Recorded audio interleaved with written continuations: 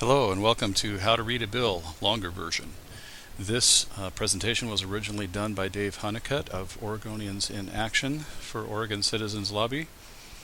The material is still very accurate, so we're just going to run through this. This document is available on the Oregon Citizens Lobby training page, so you can just read it if you'd like rather than listening to this video, but we'll just run through this document in this video.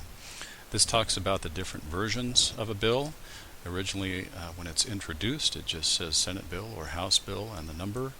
After it gets some amendments added, it will be called an engrossed bill, and at which point it would then go to the opposite chamber. If it was introduced in the Senate, it would go to the House, or vice versa, to go back through the process over there before it comes back to the Chamber of Origin. As part of the process, which will be explained a little more below.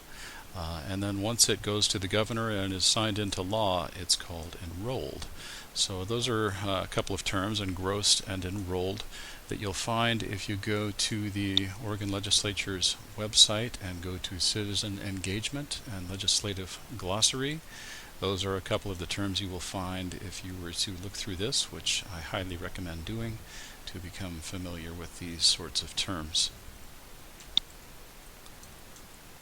As we continue down here, this talks about the sponsor. It's always sponsored by one or more legislators.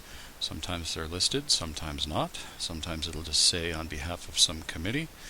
That's when the legislators don't really want their name on it. That's a red flag right there. Legislators should be willing to have their name appear on a bill that they have sponsored. And sometimes it'll be at the request of an organization, which might be a governmental organization or a business organization or a citizens organization. So that can help you understand what this bill is going to be doing if you're familiar with who it was that requested it and what they may be wanting. As we go down to into the bill, we have the legislative summary, which is fairly short and tries to describe what the bill is intending to do, but this little caveat here says don't rely on that to tell you everything it's going to do. Obviously, if you want to understand this bill and lobby for or against it, you really do have to read the bill. And also pay attention to whether it contains an emergency clause. We're seeing this a lot lately, where at the end of the bill it says an emergency is declared to exist and this takes effect immediately, rather than the standard being a couple of months down the road after the legislative session ends. When there's an emergency clause, it takes effect immediately, and it is also exempted from referendum process. So that's another red flag. Ask the question, why is this an emergency? It's a very good question many times. Relating clause.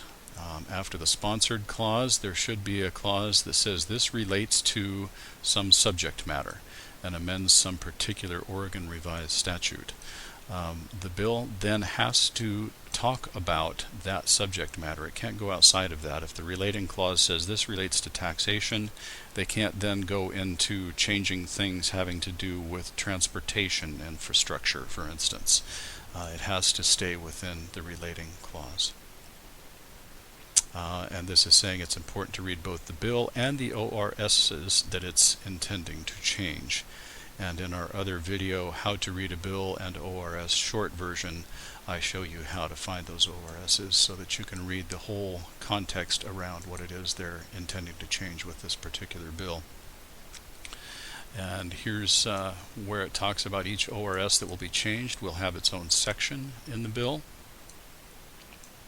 If a whole new statute is being proposed, it will have its own section. This is very important here. When you read the bill, thankfully they're all in PDF format now. They used to give you an option on the legislative website to read a bill in plain text format or PDF. And it's very important to read it in PDF because you need to see this. What's being added is always going to be in bold. So they're going to change that part of Oregon law by adding the words that are in bold and also removing anything that's in italics and bracketed. So in this example, this used to say nothing in this section shall prevent a local governing body etc., etc. And what they are wanting to do here is change that to read, this section does not prevent a local governing body. Exactly what the difference is a bit tough. In some cases, it gets down to lawyerese and what's going to be defensible in court. But many times it's not very hard to understand what they're doing. It's pretty obvious. Be careful. This says down here, it's a common mistake to object to language that is not changing. So if you go into a hearing to testify about this bill, or you call your legislator to talk about it, it's not going to help you a lot to talk about the sections that are in regular font, because those aren't being changed by this bill. You don't want to object to anything in there, because this bill doesn't change that. If you do want anything there to be changed, you would want to have a new bill drafted to change that part of it. We're only talking in this bill about what's in bold and italics. That's all that's being changed in the current law. And here's this emergency clause again in this bill. Bill numbering and lettering can be very strange. It can go from a number to a small letter, back to a capital letter, and so you're saying, we're talking about section 1, sub 4, sub small a, sub capital B, and that can make it hard to talk about. So thankfully, these bills are always going to have line numbers. So you can just say on page 1, line 22, where it starts to talk about this, I have a question about that. So thankfully, this lettering stuff here is not that crucial. Down here, we're talking about lists of things and how they're joined, whether it's with the word and or.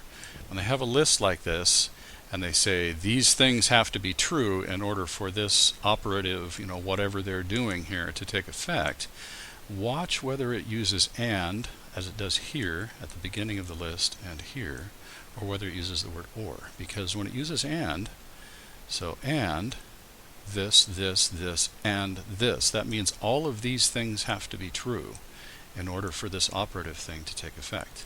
If they had used this, or this, then any one of those things would have to be met in order for the operative thing to take effect. So very important. By the same token, may versus shall. May, obviously, this can happen if you so choose. Shall is very different. Shall means it's required and it will happen. We talked about or and. The words notwithstanding usurps preceding laws. So they'll say, notwithstanding the fact that in all these other instances you can do this, we're now changing this law to say in this instance you shall, or may, as the case may be, do this. So they're just being careful there to say we're just changing this one thing and not anything else about this law. Okay, and here's where again they were talking about how to get to that legislative glossary that's important to be familiar with. This little graphic about how a bill moves through the process to become law is discussed a little more here. By the request of a legislator who oftentimes has had a citizen or again a group come to them and ask for something, they will have their staff, including legislative counsel, do some research and write up a draft of a bill to solve that particular need. They may submit it for printing and introduction as a bill. Once it's numbered and printed, it's given a first reading in the Chamber of Origin, then referred to the Speaker of the House or President of the Senate for referral to a committee. It can only move forward through a committee. So in the committee, the chairman of the committee has complete control over whether that bill gets a hearing. It has to have what's called a work session to get through the committee. Work session is where they vote on it. It may or may not get a hearing. They may do a work session without a hearing. They may just put it up for a vote. But if it's something that citizens should have weigh in on, then they should hold a hearing and allow citizens to testify on it and get on the record about whether they support it or not. It may get amendments in committee, but only if they're prepared in advance by legislative counsel. This requires a legislator's approval. Sometimes you'll see amendments to a bill come in right at the time of a hearing. So the legislators are sitting there being familiar with the content of a bill, and all of a sudden it's changing just as the hearing starts. That always creates a fun atmosphere. And you have to be prepared for that if you're there to testify. There could be some new material on the table that you weren't prepared for. And sometimes the chairman will then, schedule another hearing so that, that there's time to consider that new material. Hopefully they will do that and not just hold a work session at that point on material that was just introduced. Can be referred to the floor or to another committee. Chair can close a work session without holding a vote, at which point the bill just sits there and goes no farther. Once the bill goes to the floor, it cannot be amended. It would have to go back to committee. Once the bill leaves a committee and proceeds to the floor, it is scheduled for a floor vote. That should say it may be scheduled for a floor vote. There's nothing guaranteeing that that bill is going to get a floor vote. Oftentimes they know whether they have the votes to pass it on the floor, and if they don't have the votes, they just won't hold a vote. If the bill does pass the floor, then it goes to the opposite chamber, starts all over again, goes to a committee, etc., and eventually returns to the House of Origin. Finally goes to the governor, may sign it or veto it. Most of the critical work is going to be done in the Chamber of Origin, in the original committee. Committee staff is key to receiving proposed amendments. Again, it talks about being in contact with committee staff. They're going to have a good idea what's happening with this bill. This talks about gutting stuff. They can offer an amendment that completely replaces the content of the bill. You would think an amendment would be some small change to a bill. Not necessarily. They can actually remove everything that's currently in the bill and completely replace it with an amendment. And this can make things kind of tricky. You may have been supportive of some bill, and all of a sudden they'll gut and stuff it, and it'll be completely different, and it'll be something that you may want to then oppose. So watch out for that. And this just gives you a listing of some research tools you can find to get more familiar with your subject material that's going on in this bill. Here's a list of Oregon government agencies to get to their websites, A to Z listing, and other resources here that you may find helpful. Thanks for watching.